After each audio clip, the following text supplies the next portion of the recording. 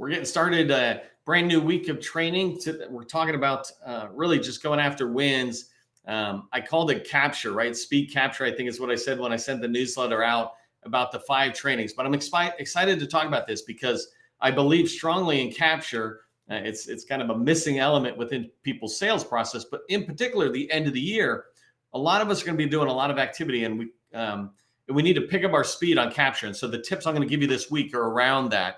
Before we get started, I just like to give a tip for those of you showing up early and on time. If you don't know this, recently we started putting out a how to do business with, and today, for example, how to do business with the USDA, Department of Agriculture. And the idea in this deck is I try to get rid of all the fluff that the government tends to put there. I don't tell you to go register in SAM, et cetera. I just try to find information that I think would be valuable to me and my customers, and make sure I'm making it available to you. So an example is I put in where the forecast of opportunities is, how you can get there really fast. I put in points of contact for small business professionals or head of contracting activity, their name, number, and emails. I just give it to you. It's up to you to decide when the right time to reach out to them is, but we're saving you a lot of research time by making these available. And at the moment, I'm just sharing them on LinkedIn in my post at 8 a.m. So go ahead and check those out to make sure that you're tracking on the agencies that are important to you. Okay, really quickly, just a reminder that as we get into training, we have these federal directories. You can see on my screen here, www.govconchamber.com. Just go there. These 3 directories are free, but they're really very sophisticated directories that provide you exactly what you need to move your business forward. So just go download them. I don't want to talk a lot about them. And by the way, this is the post I talked about where you can come in, find the org chart, find where to register, et cetera. A lot of good stuff. But that's not why we're here today. We're here to talk about how to get opportunities in your pipeline. And I feel really excited about this because this is the start of our week-long training on speed capture. The idea of getting slam dunk opportunities in your pipeline, it's really important because you want to make sure the right opportunities are there in order to enable you to have success. Getting opportunities into the pipeline, none of us have a problem with that, right? It's really easy. I hear about people doing this all the time. I ask, do you have a pipeline? Yes. Is it full? Oh yeah, I've got a lot of opportunities. I go to GovWin and I download a bunch of opportunities, or I go to GovTribe, or I'm working with other organizations or subscriptions that give me a lot of opportunities, right? So it's very easy to get pipeline opportunities populated. But what happens is when we have too many opportunities in there, we're wasting time working on or even thinking about opportunities that go nowhere. When you have an opportunity full of opportunities that are so disconnected from what you do best, then often you're not even going to work on them at all, but they take up a little bit of your energy. They take up a little bit of your time as you review them and go, well, not today, not today. They're sitting in there, so you need to get rid of them, right? We're wasting opportunities on opportunities that go nowhere, and just say no bid and get them out makes it easy for you. The second thing is, if those opportunities stay in and you work on them, we end up working on and writing proposals that are just doomed to failure. And this is a waste of time. If you're writing proposals and you're telling me you're writing, I say you should be writing 4 proposals a month. I hear people who literally are writing 4 proposals a week or even a day, and they're a small business with hardly any revenue. When I hear that, it makes me feel like you're spending all your energy, a lot of your energy on proposal writing and proposals that are just a waste of time. They're doomed to fail because you don't know that customer, or that is not your core competency. But if you're able to redirect your energy to just the opportunities, just the proposals you're going to write that are in your space, in your sweet spot, then you're going to really increase your chances of winning. I write that you can win 1 out of 4 or even 1 out of 3 proposals once you start going after the right opportunities, right? When you go after the slam dunk opportunities, you're going to be able to win 1 out of 4 or even 1 out of 3 opportunities that you submit a proposal for. But you need to make it easy on yourself and your company, right? You can't make it difficult with all those opportunities that don't belong in your pipeline. So the way you make it easy is what we're going to cover down on today. We're going to talk about how to define your slam dunk opportunities so you and everybody in your company knows pretty quickly what it is. We're going to talk about how to find those slam dunk opportunities, tools and people that you can talk to identify those and get them into your pipeline. And the third thing we'll wrap up with is how to quickly qualify those opportunities that come into your pipeline, right? If an opportunity comes into your pipeline, you did an eyeball scrub on it wherever you found it, and you said, that's good, let's put it in the pipeline. We need to go through a qualifying process. I'm going to give that to you. And if you look or notice what I just said, all three of the bullets I'm going to cover down on, all three of the points are how-tos. That's my point. I really want to drive how to, not what you need to do, but how you can do what I'm telling you to do. If you don't know who I am, my name is Neil McDonnell. I'm the president of the GovCon Chamber of Commerce, and I want to welcome you to my federal sales training where I provide tips for success in the federal market. I spent 20 years in the federal market as a small business owner, and since 2018, I've been teaching people like you that government contracting is not a secret, it's just a process. When we follow a process A to Z, we have repeatable, predictable results. That's what I want for you. I want for you to be able to predict your future success and have that repeated. Okay, do me a favor, put your core competency into the chat if you have not. Put your company name in. I've got people right now, I just talked to somebody that I know these two people have connected through this community because they found each other and they began to work with each other and go after opportunities. I believe you can do the same thing, potentially show up in a buyer's eyes when they're here in our community or with possible teammates. And then certainly I want to remember, and I want my team to remember who you are. So put that in, let us know who you are. And then we'll get diving into the training.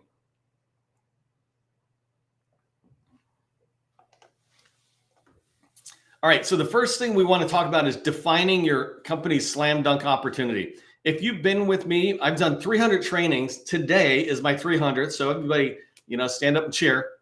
Today is our 300th training in a row over the last 15 months, I think it is. Even on holidays. I remember somebody said, you're doing a training on 4th of July. I had 50 people show up on the 4th of July. And then we all went off and had hot dogs and beer or something, or whatever our version of that is. Commitment is commitment when you're a small business owner, right? But I've talked about slam dunk opportunities before, and I'm going to talk about it today, and I'm going to try to give it a variation. I never bring back the same training and say it again. I keep trying to improve how I'm sharing it with you. So the first thing to understand is, what is a slam dunk opportunity? A slam dunk opportunity is one that feels like it was written for us. And I got this guy here, a basketball player, getting ready to put that ball in the net, right? That's a slam dunk. If you don't know basketball, what he is about to do is a slam dunk. He's got the basketball in his hand, and it is going nowhere but in that net. He's guaranteed to slam that ball into the net and score, right? That's a slam dunk for him, and it's a slam dunk when you think about an opportunity in your hand, you're slamming it down. Now, slam dunk opportunities are the ones you want to find and get in your pipeline. There's nothing wrong, though, with this guy with his 2 feet on the ground back at the free throw line shooting and getting 2 points out there. But the difference is here he is guiding it all the way in. That thing is guaranteed to score. But when he's farther out and he shoots, all sorts of things get in the way. And so all sorts of variables might begin to do it. And the farther back you go from that net, if I take my analogy all the way back, right? The farther you go back, the more you're doing Hail Marys and you're not doing sails, and you certainly aren't doing a slam dunk, right? Imagine being back at the opponent's net and trying to throw the ball. Yes, of course, somebody might make it. And, oh, wow, how cool was that? But 99% of the time, we're all just going to completely miss it, right? And that's the idea. You want to be moving forward. When you start getting closer and closer to the net, you're taking shots. Those are fine. They belong in your pipeline. But a slam dunk is one that's in your hand and it was written for your company. When you look at it, nobody in your company will have to rationalize. That's my rule there. No one should have to rationalize an opportunity in order for it to be considered a slam dunk opportunity. If anybody in your company looks at it and goes, well, or more importantly, brings an opportunity forward and they have to convince you why it's good, it's not a slam dunk opportunity, right? And I don't want to go too far into that because that statement should stand on its own. If anybody has to rationalize why it's a fit, it's not a fit. Certainly not a slam dunk fit. It could be a fit for your company. That's totally cool, but it's not a slam dunk. And slam dunks are the ones that are written for you. So why do you want to have these slam dunk opportunities in your pipeline? Really, I hope it should be obvious, right? But if you don't know your slam dunk opportunity, if you don't know what you sell and what you're best at and what you can win every single time, then you're going to chase a lot of opportunities that you just feel like winning, or hey, look, that's IT. We do something in IT. Let's respond. You're going to be chasing a lot of opportunities and you're going to be wasting time. Like I mentioned earlier, you're going to be wasting up time on having opportunities in your pipeline that you're not really working on, or wasting time, worse, writing proposals that are doomed for failure. But when you know what your slam dunk opportunity looks like, then your pipeline begins to be filled with only slam dunk and kind of slam dunk opportunities, right? Back on the free throw. But it's not going to be opportunities that are way back on the opponent's net. So I gave a checklist here. I know those of you listening to this just audio, you can't see it, but I'm going to read through.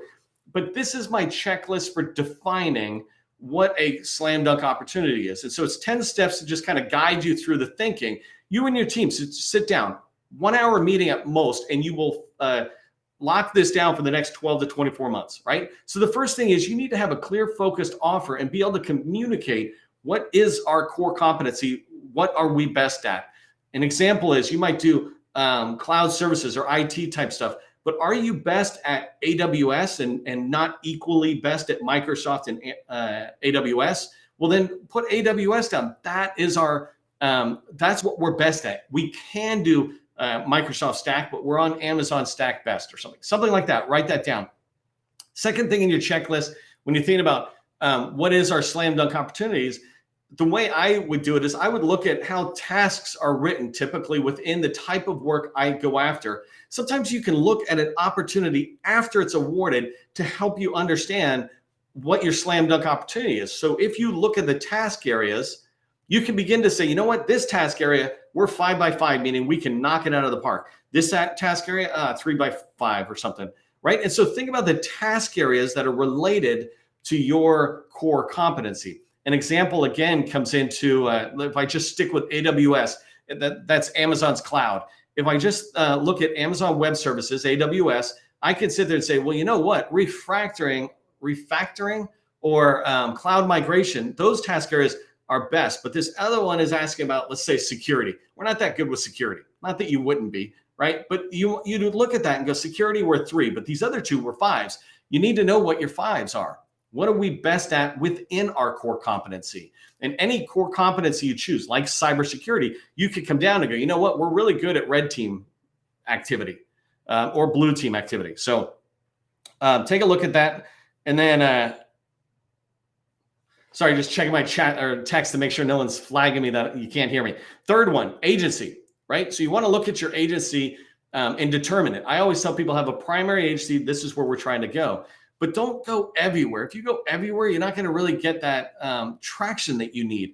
If you pick a particular agency or even a department, like let's say CDC and or HHS is the department, if you pick that, as you're doing activity within there, those contracting officers will begin to know each other. Teammates will begin to know you. People will begin to talk, but they don't talk at all across departments and not often across agencies, right? But when you focus on your agency, you'll be good. But your slam dunk needs to say to myself, what agency are we going after? For example, we don't have a clearance. Let's avoid DOD. Okay. Number 4, socioeconomic tags. When I look at an opportunity and it says SDVO, is that a slam dunk for us as it relates to that one particular criteria?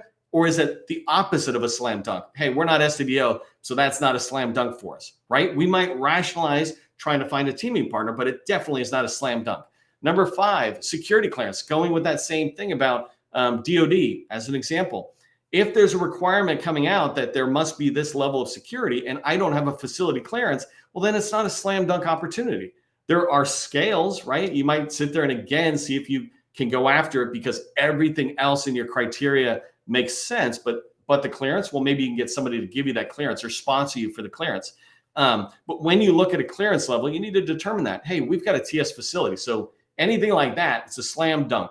And by the way, not one of these is making up the slam dunk criteria. All 10 together define your slam dunk opportunity. So the next thing is certifications. And I experienced this last week in particular, and this is June, by the way, 2023. Last week, I experienced this with a customer where there was a key person certification that was required. That's a really important thing to understand. Well, what certifications do we have? And what certifications does our organization have, like CMMI or ISO certifications? Understanding those certifications begins to help you define what is and is not a slam dunk. When I looked at an opportunity, by the way, that had a key person certification that is just so unusual, right? That immediately tells me, well, it's not a slam dunk, but everything else looks good. Can we go in and talk to the KO, the contracting officer, and ask them to remove that or change it. If they won't, then it clearly is not a slam dunk opportunity. At that point, it's actually not even a good opportunity. So NAICS code's another one, right? A NAICS code could prevent you from participating. If an opportunity comes out and let's say it's coming out on GSA as a contract vehicle and it's on a particular NAICS, you might not be able to participate on that. So look at those things right away and you'll be able to determine that. So a slam dunk, and this is why it's important, right? You're able to communicate to people. 541611, for example, that's ours. That's a slam dunk. Anything else that's not that or not one or two others that you have, they're not slam dunks. They might be something else, but they're not slam dunks. Same thing with contract vehicles. Contract size is a big one. How big is that contract, right? Maybe we can go up as high as a $20 million contract. And then after that, it's too big to be a slam dunk because now we're starting to get worried. Now we're rationalizing whether we can support it. Doesn't mean it won't go into your pipeline. Just means now you're starting to get worried. Well, the same thing can be going up to 100 million or 200 million. If you're a $20 million firm, you can easily be going after $100 million opportunities, right? It's going to be a lot of work, but that's not an unusual thing. But whatever your number is, that size your company is comfortable with, your staffing team, the execution of the back end people, service delivery people, they all need to contribute to that answer about how big is a contract before it's not a slam dunk. If it's a $5 million opportunity and we're a $20 million firm, size-wise, it's a slam dunk every time. And the last one I have is past performance. When you look at an opportunity, you need to quickly understand what the criteria is going to be. And sometimes it might take you a while to find out. So you got to go look at the previous contract to see what their criteria was for past performance. And two things about that. One is you can see whether it's super restrictive. I'm working on an opportunity right now that allows the subcontractors' past performances to count. That's awesome. That makes it a slam dunk opportunity. But if it was 3 past performances for the prime, maybe the prime can't do those 3 past performances. And so understanding this checklist will enable you to quickly see opportunities out there, just eyeballing them when you see them on a forecast or one of those subscription tools.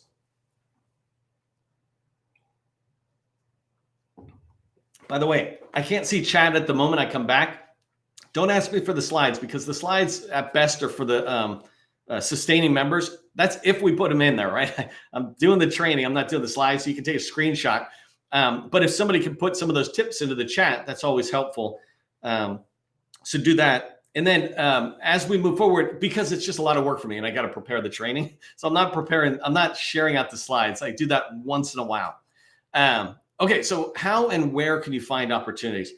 This is really important. I've done a whole training. I think I did one last week, in fact, but a whole training where you can go in and see where to find opportunities, how to dig into them. I'm positive I did a training like that in the past 2 weeks. So if one of my team can throw that in there, or frankly, anybody in the community can throw it into the chat, you can go watch that.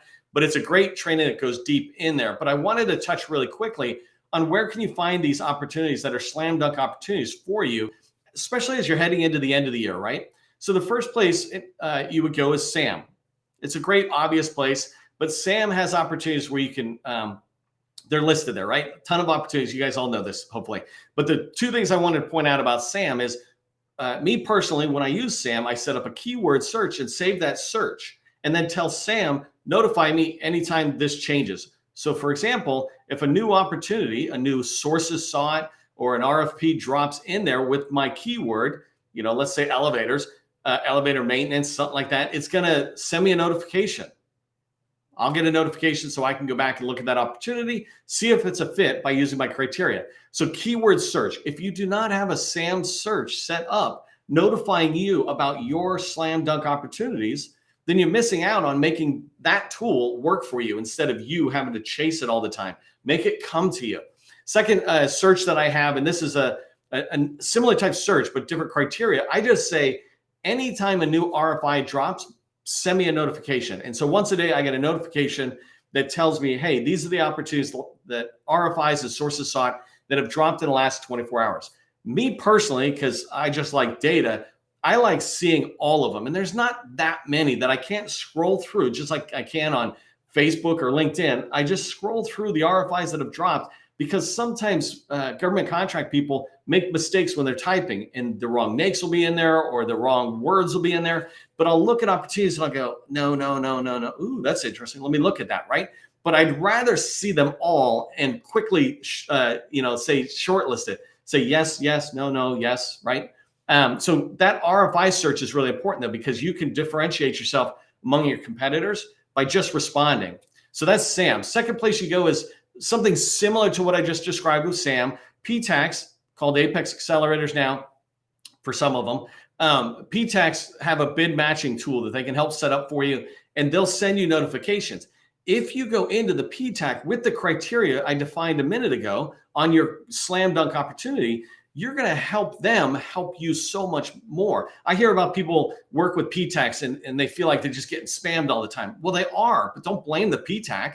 The PTAC counselors trying to help you set up a tool, but they don't run your business. You do.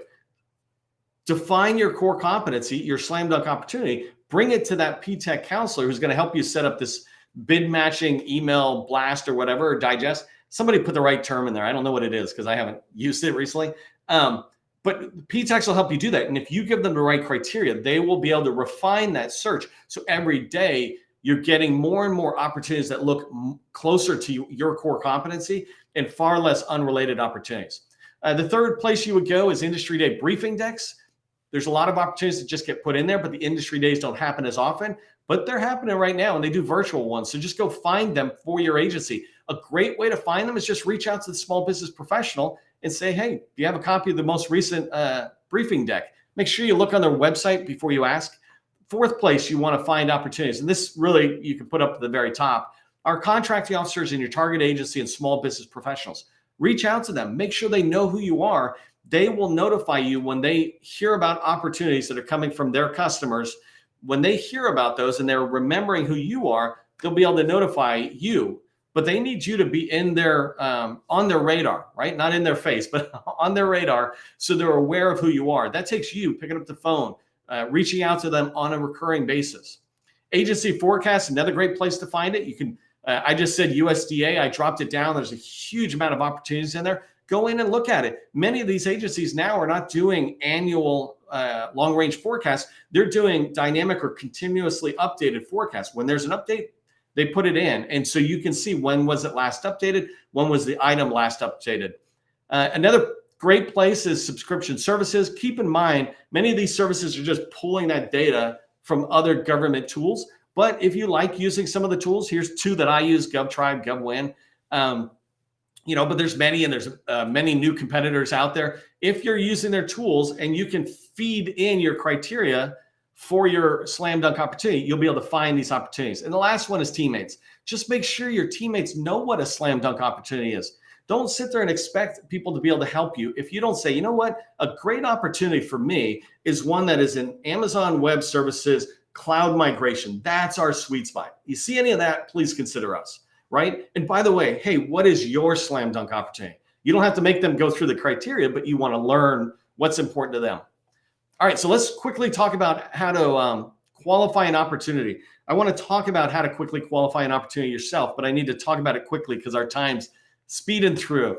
But the idea, and I should have put a hyphen between no bid. The idea is you want to no bid fast, right? If you've listened to other training I've done, I often use this analogy of gold. You don't need to find the gold. The gold's in the gold mine. What you need to do is remove the dirt. When you remove the dirt, the gold will just be right there. And so no bidding is basically going into a gold mine and pulling out dirt. So get good at getting rid of the dirt, which are opportunities not in your sweet spot and certainly not your slam dunk opportunities.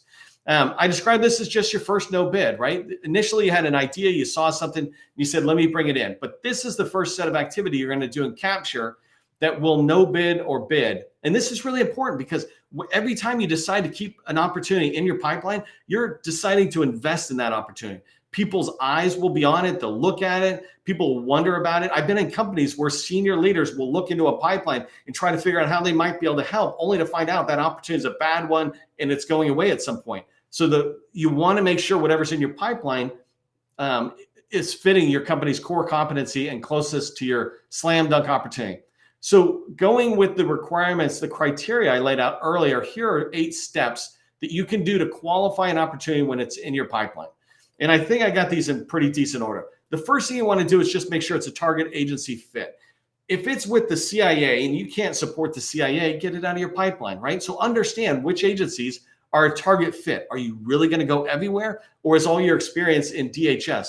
Let's look for agencies that are there. Number two, confirm that the requirements are in your pipeline. The requirements are in your work area. And what I mean by this is early on, you just looked and said, hey, that looks pretty good. But now you're going to look at the requirements, which have the task areas, let's say 7 to 10 task areas. You want to align them to your work areas. An example of work areas, going with my AWS example, is Amazon Web Services. It's native applications, it's cloud migration, knowledge management, whatever it is, training, program management, whatever those requirements are, do they align to the work areas that you do?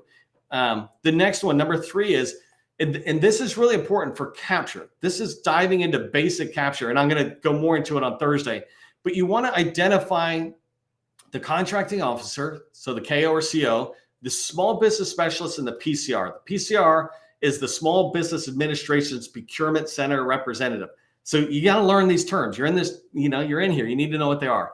And so the PCR, you want to identify that person. Just go online to the SBA site. You'll find a whole list of them.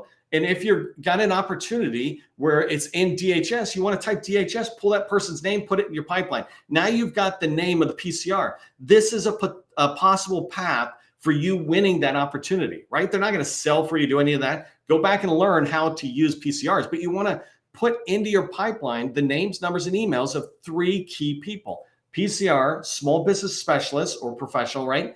And the contracting officer for the opportunity. This is a really important step at step 3, because if you can't find those 3 names, then really, how are you going to do anything towards winning? How can you do anything besides just responding? But if you force yourself to find those 3, now you're much stronger than you were a minute ago, because now you have 3 people you can talk to learn about opportunities, to shape the opportunity, to perhaps get referrals to others, to shape the opportunity even more. Number 4 and number 5, let me speed through those. You need to have a call with the small business specialist and the contracting officer. If they're not willing to even take the call with you, it's a flag. It's a really big flag, because guaranteed they're talking to somebody. And if this opportunity is not in the RFP stage, then they should be talking to you. And I get that sometimes they don't, right? But that is a flag. But if it's solidly in the market research phase, you should be able to at least get on the phone and just have even a minute conversation, because then you can say, I've talked with them. I'm beginning to define whether this is an actual active opportunity. If I jump really fast to the number 7, when I talk to them, I'm really trying to confirm, is this opportunity active? Too many of us leave an opportunity in our pipeline, even work on it, when it was just a forecasted idea. But we haven't looked in to say, has it officially entered the acquisition lifecycle? And you need to know your agency, your target agency's procurement lifecycle. When does it begin? What stage is that opportunity that you're looking at in? And so I describe number 7 as, you just want to confirm that the opportunity is active. Has anybody even thought about funding? You don't need to know what the funding is. That's almost impossible. But you do need to know that they have thought about funding. If they haven't thought about funding, there's a good sign the opportunity is not that real for you. Number 6, and going back a little bit, get the documentation, the old documentation and the new. Get it, the PWS, whatever it is, so you can understand the work. If you can't find the documentation, that opportunity is not real yet. If you're working for me, right, as a business developer, capture manager, and you can't bring me documentation about the opportunity, I'm going to tell you either no bid or put that in the back of the line until somehow it comes back. But I will never move it forward, because we really don't know anything about the opportunity.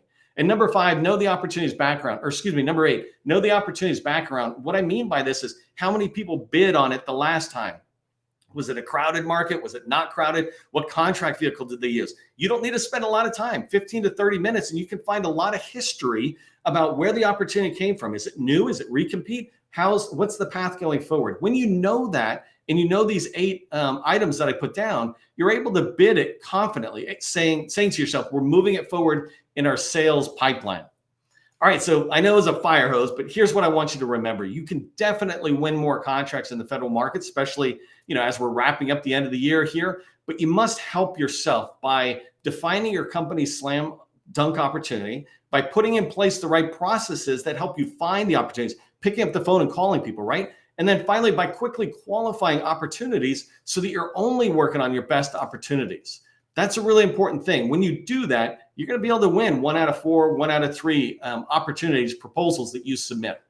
Hey, if you're looking to take your company to the next level, you want to work with me, you're interested in that, we have a BD Accelerator workshop, and it's right for companies that are doing 2 million plus.